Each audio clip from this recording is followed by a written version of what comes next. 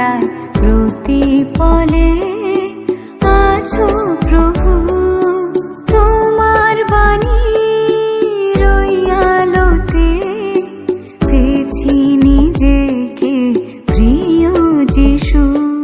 মুক্তিদাতা প্রভু যীশু খ্রিস্টের সুমধুর নামে আন্তরিক অভিবাদন।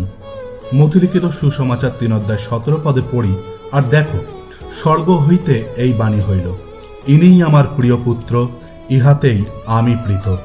প্রভু যীশু খ্রিস্ট কুমারীর গর্ভে জন্মগ্রহণ করে এই পৃথিবীতে এলেন।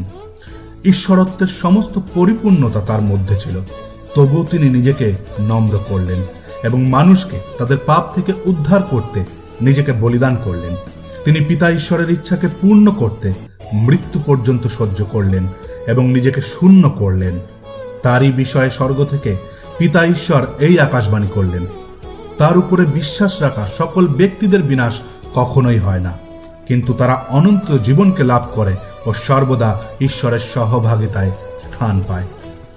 ঈশ্বর প্রভু যীশু খ্রিস্টের উপর প্রসন্ন, কারণ তিনি ঈশ্বরকে, তার দয়া, প্রেমকে, অনুগ্রহ এবং পাপের দণ্ড থেকে মুক্তিকে ক্রুশ মৃত্যু দ্বারা মানুষের সামনে প্রকাশ করেছেন।